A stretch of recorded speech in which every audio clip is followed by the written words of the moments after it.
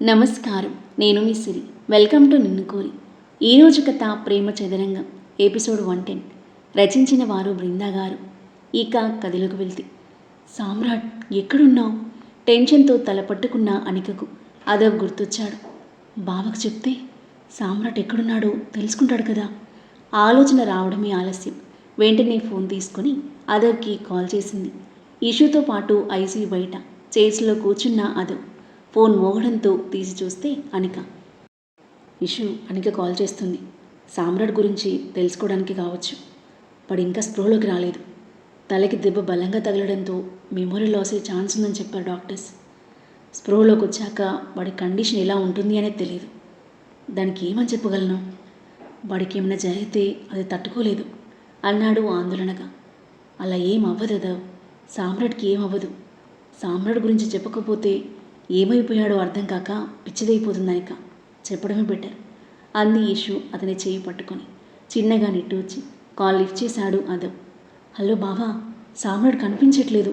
ఇంట్లో లేడు, ఫోన్ కలవట్లేదు, కార్ లేదు, విహాన్ కూడా లేడు. నాకెందుకో భయంగా ఉంది బావా. టెన్షన్తో వణుకుతున్న గొంతుతో చెప్పింది అనిక. అనిక, బీ కూల్.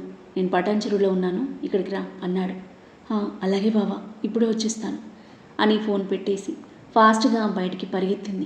డ్రైవర్, పటాన్ చెరువు పోనివ్వు, ఫాస్ట్ అని చెప్తూ కారులో కూర్చోగా కార్ స్టార్ట్ చేసి స్పీడ్గా డ్రైవ్ చేస్తున్నాడు డ్రైవర్. హాస్పిటల్ బెడ్పై ఉన్న సామ్రాట్ మెల్లిగా స్పృహలోకి వస్తున్నాడు. విహాన్తో గొడవ.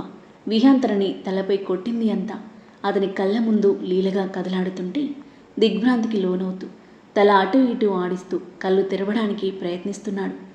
ఇంకో గంటలో ఆ ముగ్గురి ప్రాణాలు గాల్లో కలిసిపోతాయి. విహాన్ మాటలు అతని చెవుల్లో మార్మోగుతున్నాయి. ఇషు ఇషు ఇషు అని అరుస్తూ దిగ్గున కళ్ళు తెరిచాడు. పక్కనే కూర్చున్న నర్స్ పరిగెత్తుకుంటూ తన దగ్గరకు వచ్చింది. నేను ఎక్కడున్నాను? ఇషు ఎలా ఉంది? భయాందోళనలతో కళ్ళు తేలేసిన సామ్రాట్ నేను వెళ్ళాలి అని లేవడానికి ప్రయత్నిస్తున్నా తన బాడీ సహకరించట్లేదు. సార్, మీ స్ట్రెస్ తీసుకోకండి, మీ వాళ్ళని పిలుస్తాను అని బయటికి పరిగెత్తి, సార్ పేషెంట్ స్పృహలోకి వచ్చాడు అని నర్స్ చెప్పగానే హ్యాపీగా మొహాలు చూసుకొని లోపలికి పరిగెత్తారు అదవ్, ఇషాన్. డోర్ వైపే చూస్తున్న సామ్రాట్కి లోపలికి ఎంటర్ అయిన అదవ్ ఇషానులను చూశాక కానీ అతని గుండె దడ తగ్గలేదు. ఇప్పుడు కాస్త ఊపిరి ఆడుతున్నట్టుగా ఉంది అతనికి. సామ్రాట్, ఆర్ యు ఓకే అంటూ దగ్గరకొచ్చారు అదవ్, ఇషు. మీకేం కాలేదుగా? బాగానే ఉన్నారుగా అడిగాడు ఆందోళనగా. బాగానే ఉన్నాం, ఏం కాలేదు అంది ఇషు అతని చేతి మీద చేయి వేసి. చేయి గట్టిగా పట్టుకొని ఎమోషనల్ అయ్యాడు సామ్రాట్. బాధగా చూస్తుండిపోయారు ఇద్దరు. సామ్రాట్, కామ్ డౌన్. నీకెలా ఉంది ఇప్పుడు అడిగాడు అదవ్ సామ్రాట్ తల మీద చేయి వేసి గాబరాగా. బాగానే ఉన్నాను. మీకేమైనా అవుతుందేమో అని ఎంతగా భయపడ్డాను. నన్ను ఎవరు కాపాడారు అని అడిగాడు ఇద్దరి వైపు చూస్తూ. అదవ్ ఇషు మాటలకు భావోద్వేగం నిండిన కళ్ళతో అదవ్ వైపు చూశాడు సామ్రాట్. నువ్వు కాపాడావా? నోట మాట రావట్లేదు అతనికి. అసలేం జరిగింది అక్కడ? విహాన్ ఎందుకు కొట్టాడు నిన్ను అడిగాడు అదవ్. జరిగింది తలుచుకోగానే సామ్రాట్ హృదయం భారంగా మారింది. వాడి ఇంట్లో నుండి హడావుడిగా వెళ్ళేసరికి అనుమానం వచ్చి ఫాలో అయ్యాను. అక్కడికి వెళ్ళాక తెలిసింది వాడు మిమ్మల్ని చంపేందుకు ప్లాన్ చేశాడని. వాడికి వద్దని వారించిన వినలేదు. మీకు చెప్పడానికి ప్రయత్నించేసరికి ఇదిగో ఇలా కొట్టేశాడు అన్నాడు కోపం, బాధ కలగలిపిన ఫీలింగ్తో. సామ్రాట్లో తమ పట్ల వచ్చిన మార్పుకి ఆశ్చర్యం, తమను కాపాడాలని తను పడిన అతని తాపత్రయానికి ఆనందం కలిగాయి ఇషు అదవ్లకు. హ్యాపీగా ఫీల్ అవుతూ నిశ్చింతగా బ్రీత్ తీసుకున్నారు ఇద్దరు. నీకు వాడి ప్లాన్ ఎలా తెలిసిందదవ్? అసలేం జరిగింది అక్కడ అడిగాడు సామ్రాట్. విహాన్ ఫోన్ ట్రేస్ చేసి ప్లాన్ తెలుసుకోవడం, రౌడీలను పట్టుకోవడం క్లుప్తంగా చెప్పాడు అదవ్. మరి విహాన్ ఏమయ్యాడు? జైల్లో వేశారా లేదా తప్పించుకున్నాడా? రెండూ కాదు. ఈ అదవ్ చేతికి చిక్కాక ఎలా తప్పించుకుంటాడు సామ్రాట్? వాడి డాడీ దగ్గరికి పార్సల్ చేశా. అదవ్ మాటలకు ఒక్కసారిగా నిర్ఘాంతపోయాడు సామ్రాట్. షాక్తో అతని కళ్ళు పెద్దవయ్యాయి. అదవ్పై కోపం రాలేదు అతనికి. తన చావు తానే కొని తెచ్చుకున్న విహాన్పై పట్టలేనంత కోపం వచ్చింది. దుఃఖం పొంగుకొచ్చింది. ఎంతైనా మామ కొడుకు, కలిసి పెరిగిన వాళ్ళు. విహాన్ ఇక లేడు అంటే మనసంతా బాధగా ఉంది అతనికి. మౌనంగా కళ్ళనీళ్లు పెట్టుకుని వెంటనే కళ్ళనీళ్ళు తుడుచుకున్నాడు. వాడికి కావాల్సింది, వాడు తీసుకున్న గొంతులో వాడి పడ్డాడు అని అన్నాడు జరిగిన దాన్ని యాక్సెప్ట్ చేస్తూ. Don't take stress. అతని భుజంపై తట్టిన అదవ్ చేయి పట్టుకొని అదవ్ వైపు చూశాడు సామ్రాట్. ఐఎమ్ సారీ అదవ్, నీ విషయంలో నేను చాలా ఫూలిష్గా ప్రవర్తించాను. అయినా అవేవి మనసులో పెట్టుకోకుండా, శత్రువులను కూడా ఆలోచించకుండా నన్ను కాపాడావు. ఇంత గొప్ప మనసు నీది. నీలో వచ్చిన మార్పు నిన్ను కాపాడింది. I'm so happy for that అన్నాడు అదవ్ సన్నని నవ్వుతూ. సామ్రాట్ పెదవులపై రిలీఫ్ స్మైల్ చేరింది. ఫోన్ మోగడంతో తీసి చూశాడు అదవ్. అను, నువ్వేమైపోయావో తెలియక పిచ్చిదైపోతుంది అంటూ ఫోన్ లిఫ్ట్ చేశాడు అదవ్. హలో అను, బావా పటాన్చేరు వెంటరయ్యాను. ఎక్కడికి రావాలి? హాస్పిటల్కి అని హాస్పిటల్ పేరు చెప్పాడు అదవ్. హాస్పిటల్కా? ఎందుకు బావా? ఎవరికేమైంది? నువ్వు రాను ముందు. సామ్రాట్ హాస్పిటల్లో ఉన్నాడా బావా? అనిక గుండె వేగం అమాంతం పెరిగిపోయింది. అవును. మై గాడ్, ఏమైంది? ఎలా ఉన్నాడు ఇప్పుడు? ఆమె కళ్ళ నిండా నీళ్లు చేరితే ఒళ్ళంతా షివరైపోతుంది. అనిక కూల్, సామ్రాట్ బాగానే ఉన్నాడు, వరి అవ్వాల్సిన పని లేదు, నువ్వు వచ్చేసే. అలాగే బావా అని ఫోన్ పెట్టేసి డ్రైవర్ హాస్పిటల్కి పోనివ్వు ఫాస్ట్గా అని హాస్పిటల్ పేరు చెప్పి ఏడుస్తూ తల పట్టుకుంది. దేవుడా, సామ్రాట్కి ఏమీ కాకూడదు అని విపరీతంగా టెన్షన్ పడుతూ దేవుణ్ణి మనసులో వేడుకుంటూ ఉన్న అనిక హాస్పిటల్ ముందు కారు ఆగగానే ఫాస్ట్గా కార్ దిగి ఐసీయూ దగ్గరికి పరిగెత్తింది. తన కోసం బయటికి వచ్చిన అదవ్ని చూసి దగ్గరికి పరుగు తీసిన అనిక, బావా సామ్రాట్కి ఏమైంది? ప్రమాదం లేదుగా అడిగింది ఆయాసంతో రొప్పుతూ. బాగానే ఉన్నాడను, వెళ్ళి చూడు అనేసరికి డోర్ ఓపెన్ చేసింది. ఎదురుగా బెడ్ మీద తలకు ఒంటికి గాయాలతో ఉన్న సామ్రాట్ని చూడగానే అనిక గుండాగినంత పనైంది. అతను కళ్ళు తెరిచి చూస్తుండడంతో కాస్త రిలీఫ్గా బ్రీత్ తీసుకుంటూ నీళ్లు నిండిన కళ్ళతో చూస్తూ అతని దగ్గరికి అడుగులు వేసింది. వాళ్ళిద్దరికీ ఏకాంతం కల్పిస్తూ బయటికి వెళ్ళారు అదవ్, ఇషు. సామ్రాట్ అతని మీద పడిపోయి బోరున ఏడుస్తూ ఉంది. ఆమె కన్నీళ్లు అతని షర్ట్ను తడిపేస్తున్నాయి. అనిక, నేను బాగానే ఉన్నాను. ఆమె భుజం మీద తడుతూ సామ్రాట్ చెప్తున్నా. ఏడు పాపలేదు అనిక నొప్పిగా ఉంది, గెటప్. టక్కున లేచి సారీ అంది అతని ఛాతిపై తడుతూ. That's okay, I'm all right, ఏడవకు అన్నాడు. అతని చేయి పట్టుకుని పక్క కూర్చుంది. ఏమైంది నీకు? ఏంటి దెబ్బలు అని అడిగింది అతని చెంపపై చేయి వేసి. ఆమెని చూస్తున్న అతని కనులు మెల్లిగా మూతలు పడ్డాయి. సామ్రాట్ అతని చెంపపై తడుతూ పిలుస్తూ ఉండగా నర్సుతో పాటు లోపలికొచ్చాడు డాక్టర్. తను స్పృహ కోల్పోయాడు అంది కంగారు పడుతూ. తలకి పెద్ద గాయమైంది కదా, ఎక్కువ టైం స్పృహలో ఉండలేడు. His brain needs rest, don't worry, is all right. Doctor మాటలకు అనిక మనసు కాస్త కుదుటపడింది. థ్యాంక్ యూ డాక్టర్, ఎంత ఖర్చైనా పర్లేదు, నేను చూసుకుంటాను. తను త్వరగా రికవర్ అయ్యేలా చేయండి. ట్రీట్మెంట్ ఎక్స్పెన్సెస్ అదవరాణి గారు చూసుకుంటున్నారు. విల్ గివ్ హర్ బెస్ట్ అన్నాడు డాక్టర్ సన్నని నవ్వుతూ. థ్యాంక్ యూ డాక్టర్ అని చెప్పి బయటకు వచ్చింది అనిక.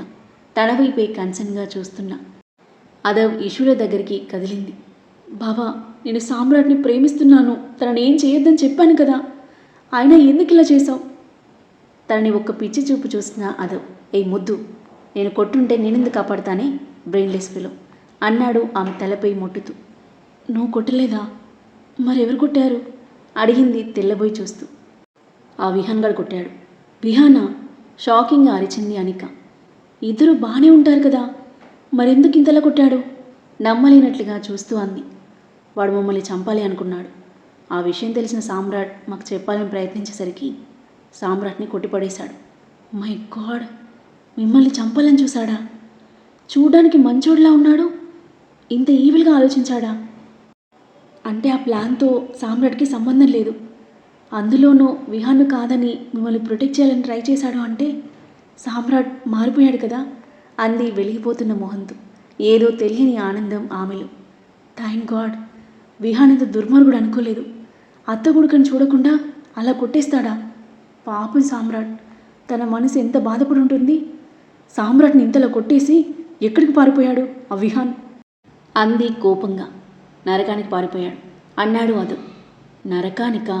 వెంటనే రియలైజ్ అయిపోయి, ఏంటి బావా నరకానిక? షాక్తో బెదురు కళ్ళతో చూసింది. అవును, నేనే పంపించేశాను. అంటే చంపేశావా బావా? అవును అన్నాడు అదవ్ చాలా కూల్గా. నోట మాట రాలేదు అనికకు.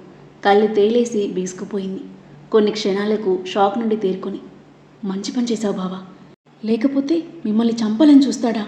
సామ్రాట్ను అంతలా కొట్టేస్తాడా? మంచి పని చేశావు. థ్యాంక్ యూ సో మచ్ బావా. సామ్రాట్ నీకు నచ్చకపోయినా తనని కాపాడావు అంటూ అదవ్ను హక్ చేసుకుని ఎమోషనల్ అయింది అనిక. ఏ మెంటల్, ఊరుకో. వాడిలో మార్పు వచ్చింది. మీ ఇద్దరు హ్యాపీగా ఉంటే అంతే చాలు అన్నాడు ఆమె తలపై చేయి వేసి. అతని వదిలి ఈషు వైపు చూసిన అనిక. థ్యాంక్స్ శాన్వి అంది కళ్ళ నీళ్ళు తుడుచుకుంటూ. ఇట్స్ ఓకే అంది ఈషు నార్మల్ టోన్లో. డాక్టర్ బయటికి రాగా తన వైపు చూశారు ముగ్గురు. తన రిపోర్ట్స్ అన్నీ కూడా నార్మల్గా ఉన్నాయి.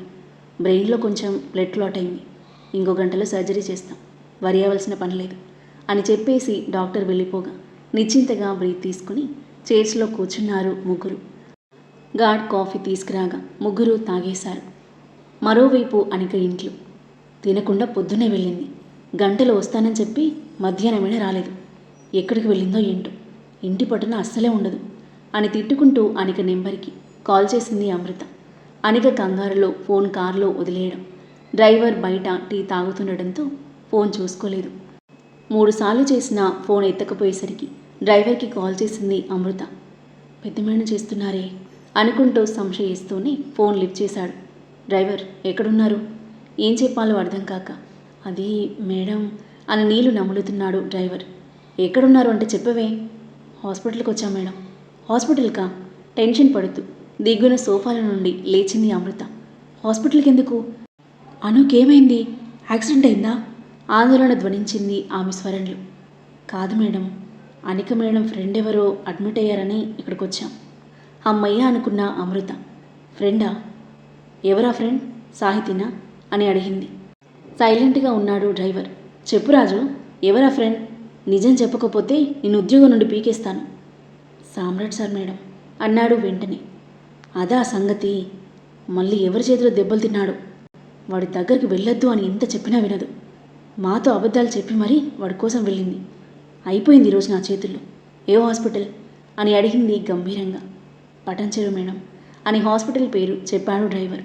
నేను వెంటనే వస్తున్నాను, అనుకు చెప్పకు అని అమృత ఫోన్ పెట్టేయగా ఏమవుతుందో ఏంటో అనుకుంటూ టీ తాగేసి కారు దగ్గరికి వెళ్ళాడు డ్రైవర్.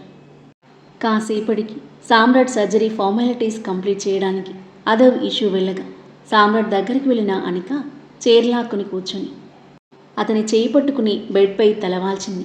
మరి కాసేపటికి హాస్పిటల్కి చేరుకున్నారు కైలాష్ అమృతలు. రిసెప్షన్లో సామ్రాట్ గురించి ఎంక్వైరీ చేసి ఐసీ వైపుగా అడుగులు వేస్తున్నారు.